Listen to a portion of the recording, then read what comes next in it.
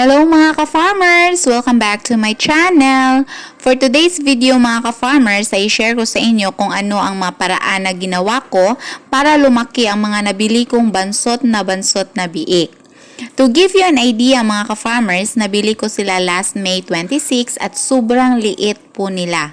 Kung may maliit pa sa bansot ay ganun po sila mga ka-farmers. 5 po sila na nabili namin at during the time na nabili namin sila mga ka-farmers ay sobrang basa din ng kanilang dumi. Actually hindi namin napapansin na basa pala yung dumi nila mga ka-farmers dahil nasa loob lang po sila ng sako. Napansin namin nang dumating na rito sa amin mga ka-farmers at nang mailagay na po namin sa kulungan. Sobrang basa po ng kanilang dumi kaya that time nag-inject kami agad ng Terramycin LA para maagapan agad ang pagtatain nila mga ka-farmers. Then nag-follow up kami ng Bactirid kasi single dose lang yung Terramycin at hindi pa siya na okay nang ma-injecta namin ng single dose na Terramycin LA. So, kailangan namin na mag-follow up ng Bactirid mga ka-farmers. Actually, ang mga biik na ito ay mura lang na mabili namin kasi itong tatlo ay 1,500 at ang dalawa ay 1,750. So, sa panahon ngayon, sobrang mura na po talaga ang mga biik mga ka-farmers. At dahil naman siguro mga ka-farmers na sobrang payat po nila, kakawalay lang daw po yun sa inahin mga ka-farmers pero yung laki nila parang lang po silang mga daga mga ka-farmers. But still, binili po namin sila mga ka-farmers sapagkat mura po. Yung purpose kasi namin mga ka-farmers, papalakihin sila hanggang 2 months then pwede na po naming maibenta na panglitsunin mga ka-farmers. Mas magkakaroon kasi kami ng malaking kita. Sure po yung kita mga ka-farmers kapag panglitsunin lang po yung inaalagaan namin. Ngunit sa ngayon mga ka-farmers, mahina po yung bintahan ng mga baboy na panglitsunin kasi walang mga malalaking okasyon. So maybe papaabutin natin ito ng finisher stage mga ka-farmers. Mura na po yung benta ko sa kanila last week mga ka-farmers, nasa 5.8 at saka nasa 5.6 pero hindi pa po naibenta. Pero okay lang kasi baboy po ito mga ka-farmers so pwede natin na paabutin ng finisher stage. Then kung may maghanap ng panglitsunin, pwede natin i-offer mga ka-farmers basta magkakaroon lang po tayo ng kita. So back to our topic mga ka-farmers, paano ko ba sila pinataba or pinalaki kahit na bansot po sila mga ka-farmers? Yung first po talagang ginagawa namin, after na ma-okay yung pagtatain nila mga ka-farmers, ay pinupurga namin. Kasi bawal tayo magpurga kapag magtatai yung ating mga biik. Kailangan na ma-okay yung pagtatain nila, tsaka pa tayo magpupurga. So, pinupurga namin sila mga ka-farmers dahil sa tingin po namin, marami po silang bulate. Kasi ang mga biik na ito, parang yung galing sa bukid mga ka-farmers, yung inahin siguro, habang nagbubuntis, hindi rin pinupurga. So, may possibility na makuha din ng mga biik yung mga bulate mga ka-farmers. Kumbaga, ma-infected po sila. At after 3 days na mapurga natin mga ka-farmers ay nagbibigay kami ng vitamins.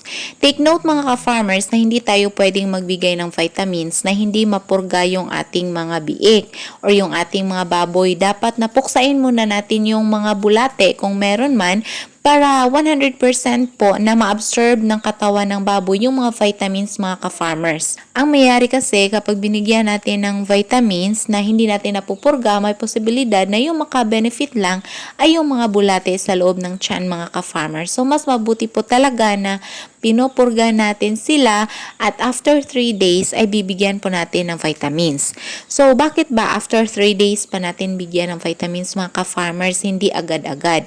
So, yung purpose po namin dito kung bakit after 3 days pa ay para ma-absorb po yung purga sa katawan ng baboy mga ka-farmers at mag-take effect po siya. Kasi kapag hindi natin bibigyan ng time yung pagpupurga natin, may posibilidad na hindi pa mapupuksa yung mga bulate mga ka-farmers. So, dapat bigyan po talaga natin ng at least 3 days before tayo magbibigay ng vitamins sa ating mga baboy para mas maganda po yung epekto mga ka-farmers. At aside sa pagpupurga at pagbibigay ng vitamins mga ka-farmers, ang ginagawa po namin sa mga biik na ito ay yung pakain nila ay premium na feeds. Ultra Pack po yung pinapakain ko mga ka-farmers pero ang mga biik na ito, hindi na sila dumaan sa pre-starter na feeds. Starter feeds po yung direct na pinapakain ko sa kanila mga ka-farmers. Dahil yun nga, pang litsunin ko lang sana sila. So, kailangan ko na cut sa costing mga ka-farmers, which is nag-skip ako ng pre-starter at starter feeds na agad yung pinapakain ko mga ka-farmers. Dahil nakatry din kami sa other batch ng aming mga baboy ay direct na starter feeds yung pinapakain ko, medyo malaki-laki po yung naging kita ko mga ka-farmers. So the same po yung ginagawa ko sa kanila. At okay naman, hindi na naman sila nagtatae dahil sa starter feeds po yung direct na pinapakain ko. Only kailangan na merong technique sa pagpapakain mga ka-farmers para hindi naman sila magtatae at hindi manibago yung kanilang tiyan. Actually, even sa pre-starter feeds, kailangan naman talaga na meron tayong tamang technique kung paano pakainin mga ka-farmers ang mga ganitong biik na maliit po. So far, nakaubos na po sila ng 3.5 sacks na starter feeds mga ka-farmers, and we decided na kung makaubos na po sila ng 4 na sako, mag-shift na po kami into grower feeds kasi ang mga biik na ito ay 2 months na po mula nang mabili natin. Ngunit maliit lang po sila tingnan mga ka-farmers kasi aside sa nasa video sila, mga mestizo native kasi ito mga ka-farmers. So, meron po talagang difference kaysa hybrid.